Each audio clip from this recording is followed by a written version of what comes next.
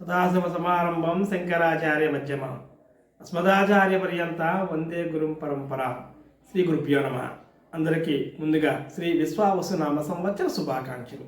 ఈ సంవత్సరం రాశి ఫలములు చూసినట్లయితే మకర రాశి వారికి రాశి ఫలం ఏ విధంగా ఉన్నాయో తెలుసుకుందాం. మకర రాశి వారి యొక్క ఆదాయం 8, వ్యయం 14, రాజ్యపూజ్యం 4, అవమానం 5.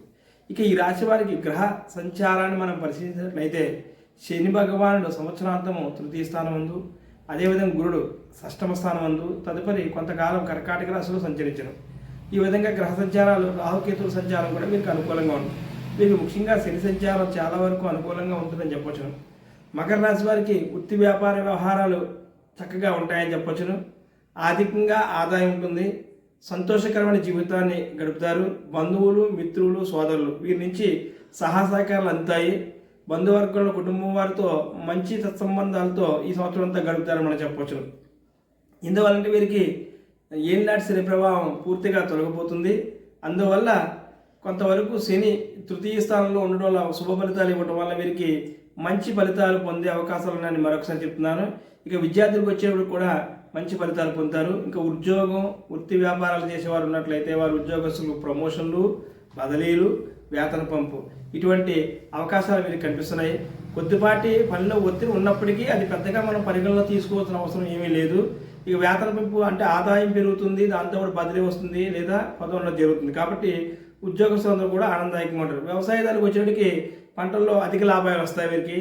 అందులో వారు కూడా సంతోషంగా ఉంటారు. మొత్తం మీద ఈ సంవత్సరం మకర రాశి వారు మంచి ఫలితాలు పొందుతారని మనం చెప్పొచ్చును. అదే వివాహం కాని వారు ఎవరైనా ఉన్నట్లయితే వారి సంవత్సరం ఖచ్చితంగా వివాహం అయ్యే అవకాశాలు ఉన్నాయి కదా, ఆ ప్రయత్నాలు చేసుకోవడం మంచిది. ఇక గృహ నిర్మాణం, స్థిరాస్తి వృద్ధి చేసే అవకాశాలు కూడా కనిపిస్తున్నాయి వీరి.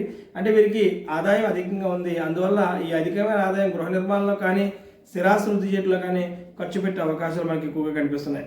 ఇంకా ముఖ్యంగా వీరు ఆరోగ్య విషయానికి వచ్చిన కొద్దిపాటి జాగ్రత్త వహించినట్లయితే ఆనందదాయకంగా ఉంటుంది. మొత్తమే చూసినట్లయితే మకర రాశి వారు అద్భుతమైన ఫలితాలు పొందుతారని చెప్పవచ్చును. వారి యొక్క అదృష్ట సంఖ్య 8. వీరు కలిసి వచ్చే వారము శనివారము, శుక్రవారము, బుధవారం. ఈ వారాల్లో ఈ అదృష్ట సంఖ్య ఇచ్చినప్పుడు ఏదైనా కొత్త పని ప్రారంభించినట్లయితే మాత్రం మంచి ఫలితాలు పొందడానికి అవకాశం ఉంటుంది. వీరు ఈశ్వరారాధన చేయడం ద్వారా మంచి ఫలితాలు పొందుతారు. ఈ విధంగా చూసిన మొత్తం అద్భుతమైన ఫలితాలు ఉన్నాయని చెప్పవచ్చు. చతుసాగర పర్యంతం గో బ్రాహ్మణ శుభం భవతు. స్వస్తి. ఇట్లు శ్రీ గురుపీఠం, మీ ఐ వెంకటేశ్ సిద్ధాంతి.